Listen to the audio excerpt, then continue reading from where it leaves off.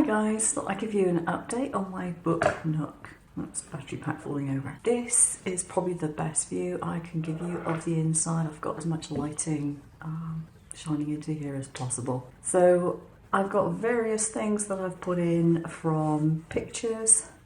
You can see there are two on this wall.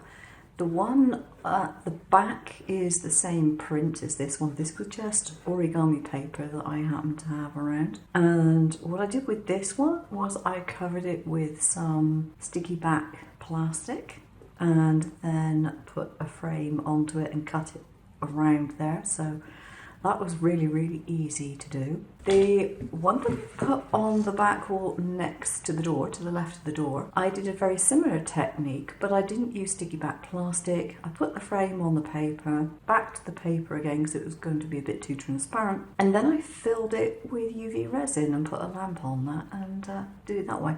It's come out really well. It's got a really glassy look to it, which is great. So what else have I got in here?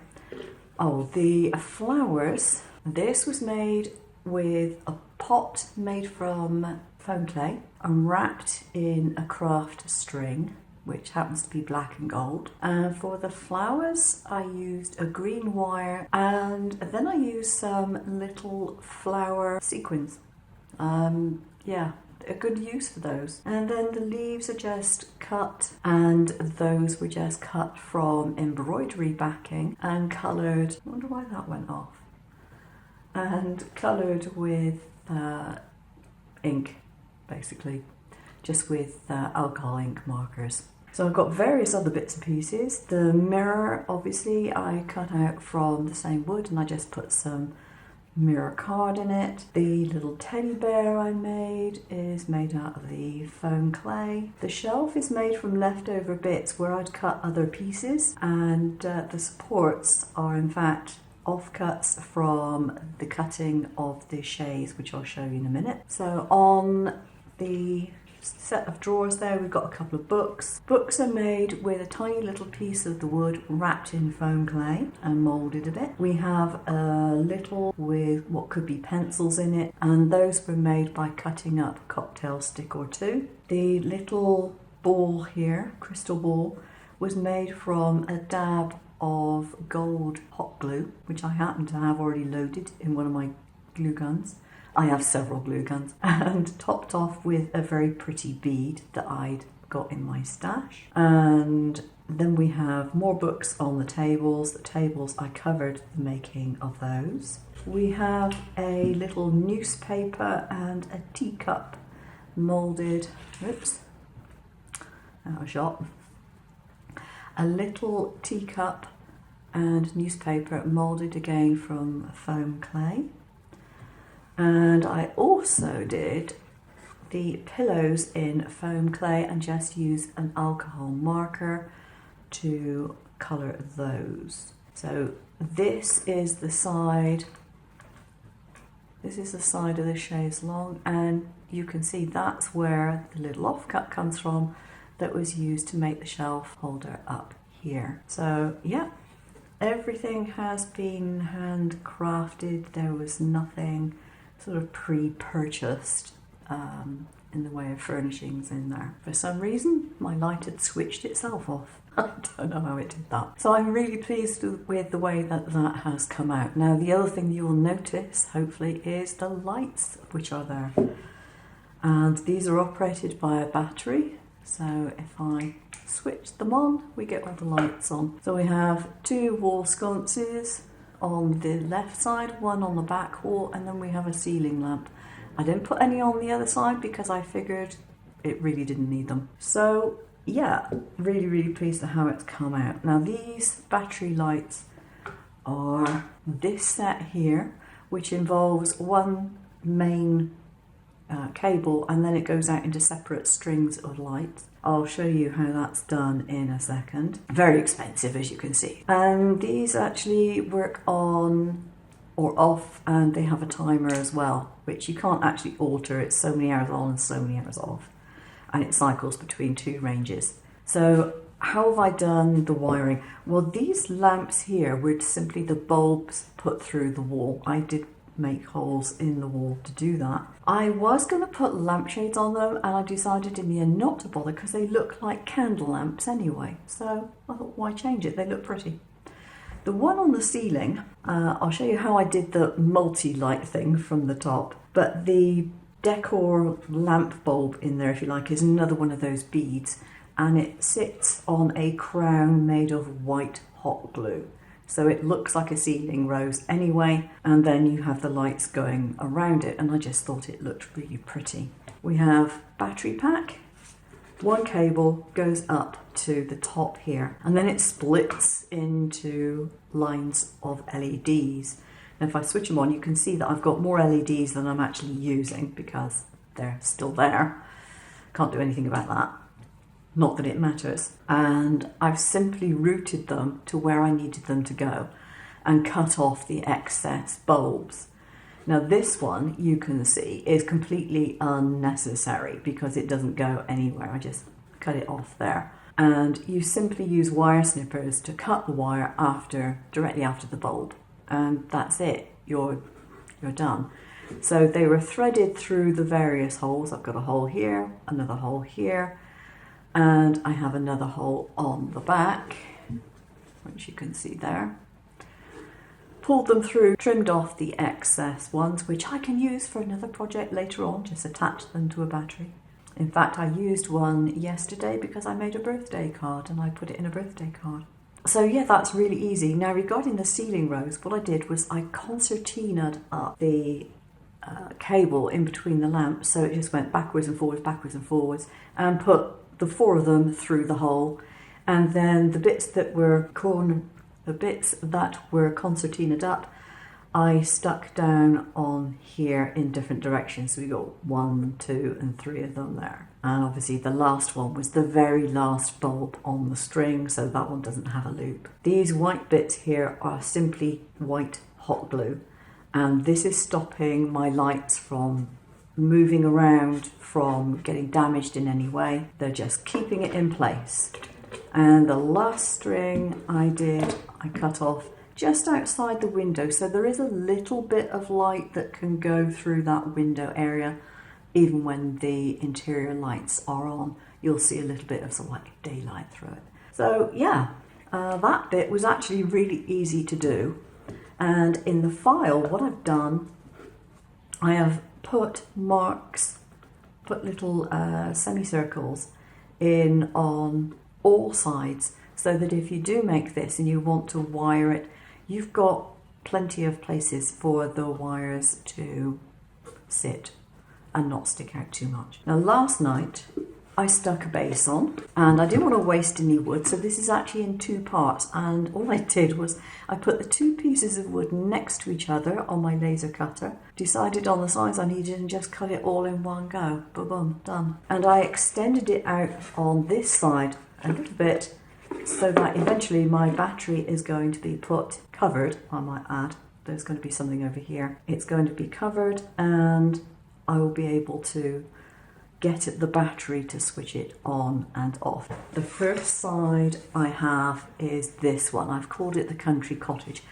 And the object of the exercise here is almost to make it look like a book on the shelf.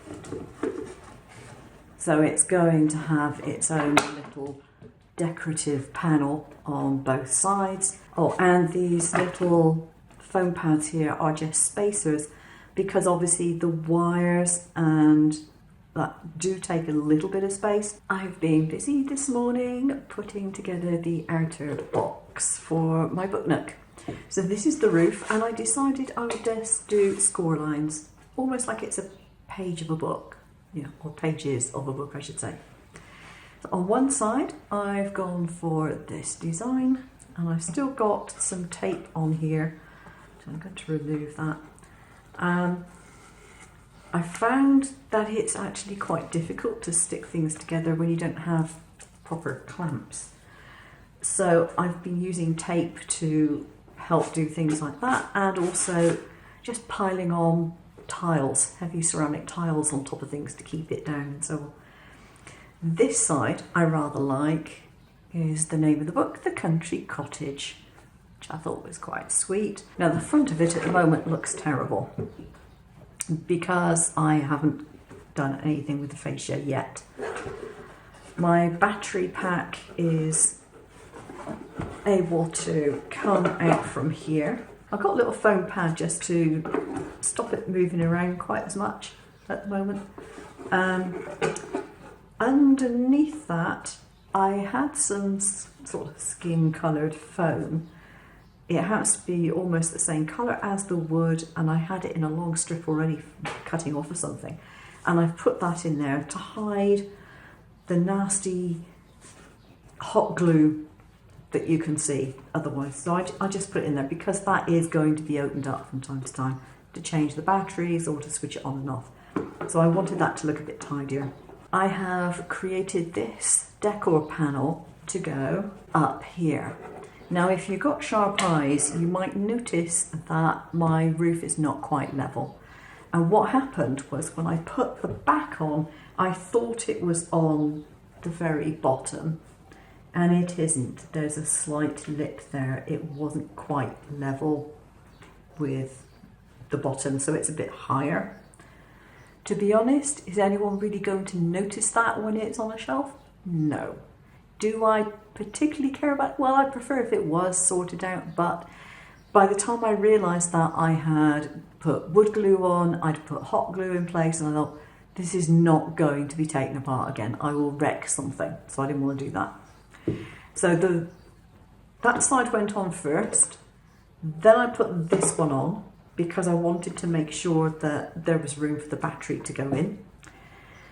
Then I put the back on, which is where I slipped up on that corner. And then finally I put the roof on. So the roof is slightly wonky, but I figured if this is a cottage, the roof probably would be slightly wonky, so why am I going to make any changes to that? So this piece here is going to hide this front bit. Now, I tried to stick as much as I could. I stuck hot glue in the areas where I had gaps, simply to make sure that it held it all in place. I did think about using panel pins, but I don't have any small enough at the moment. Yeah, you'd be able to see panel pins from the outside, and I really didn't want that to happen. So this piece here is a sneaky little decor panel, which is going to be stuck, hopefully fully horizontal, on the front there, which hides all that ookiness. You won't be able to see it. You won't be able to tell that the back isn't level. And yeah, it's just a fake panel to hide a multitude of sins. So the next thing I'm going to do is put that on and try and make sure that it is all squared up. And then I have to design something for the front, which I've not done yet, but I haven't really, well, I probably haven't got enough wood to cut it out either, unless I'm doing it in pieces, in which case I probably would. But I haven't designed it yet. But I'm happy with the way that looks. I just did a lot of sort of geometric shapes, jiggled them around a bit and thought, yeah, I like the way that looks. So yeah, it's coming on, it's nearly finished. Hi there, finally finished my book nook. And it's been an interesting journey. There are a few things that I would do differently the next time round, but really only to make things easier for myself. The way I constructed this was making sense to me at the time, but as I started working on it, I realised there are areas where I could have made it easier. I put strips around the actual box itself, and I have created this little door which has got a rather cute, almost leaf shape handle on it that you can use to open it up. That's one side, there's the other side, and on the roof I've put lines so it almost looks like it could be pages of a book. This is hinged, and this is where my battery goes, which has obviously gone to the back because I'm sloping it up, so I'm just going to have to pull this forward. There we go. There's my battery pack, and normally it will sit in here with the switch at the front so that I can easily switch it on and off. Now these hinges, these little black hinges, I got my husband to print out some for me. They were very, very tiny. They're only about 1.5 centimetres across. And those really have made it possible for me to use this door because I could glue those on. In fact, I used hot glue to glue them on. That was the easiest way of putting on hinges. That's worked out really, really well. So if you are making book nooks and you want doors and hinges and things, see if you've got someone around who's got a 3D printer. Definitely one of the easiest ways of doing it. The little design that I've got going up here was actually in XTool Creative Space. Just a little section of leaves, so I duplicated it down the line of the door. And as I said, I created this little shape here to put on as a handle. So what would I do differently? I found eventually when I was doing the covering part of this, I found I managed to get it slightly out of alignment, and it was simply one corner, the very bottom corner of the back. I hadn't got it pressed firmly down to the floor, and that threw this alignment off. It isn't that drastic, but I will look out for that kind of thing in future because I didn't realise it until it was too late to do anything about it. So the other things that I would be tempted to do, the base of it, what I would be very tempted to do is get a piece of wood which is about 1 centimetre thick and then build the room around that base and then put the floor in and so on. Because I'm using a relatively thin wood, it's quite easy for things to warp, and it's very difficult to actually line things up along its edges because you don't have enough of a vertical as well as the horizontal. I will be trying to find some suitable clamps because I think that would be useful. I don't even know if such things exist, but it was actually making the box part of it that was the most difficult for me in keeping things true to the form that they were supposed to be. And I think having a thicker solid base and then building up from there would make it a bit easier. The other thing is this door with, as I said, its hinges, it was quite difficult to fit the hinges in there. So what I would be inclined to do if I was doing it again is to put those hinges and the door on before I even constructed the box, and then it would be a real doddle to do it. You just put it flat on the surface, pop the hinges on, and you're done. Trying to do them at angles like this isn't the easiest ways of doing it. I did in fact do this hinge twice. I had to heat up the hot glue and remove it and then redo it because it was a bit skewed. And although it wasn't much out, it was enough out for me to find it annoying. So yeah, I've really enjoyed the process. It's been great fun, and it has certainly showed off what my XTool S1 can do. I am absolutely loving it. The cleanness of the cuts when you cut with this laser is just gorgeous. Absolutely gorgeous. And it's so easy to do. You know, the software itself is extremely simple. I hope you've enjoyed this project. I will be sharing the entire file, so the only thing that you won't get are the little bits and pieces that I put in, like, you know, things like the teddy bear and the light fitting and that sort of stuff. But you will get the file for all the furniture, the whole construction, everything. So yeah, I've really enjoyed it, and it'll probably be a little while before I do another one. But if you like this sort of thing, drop a comment down below and let me know. I'll be going back to my usual papercraft projects very shortly. And don't unsubscribe because you won't be getting tons and tons of laser projects instead of the paper ones all the time. This is just a big project that I've been doing, and I wanted to get the videos out in relatively quick succession so somebody else can have a go at making it. That's it. I'll see you again soon. Take care now.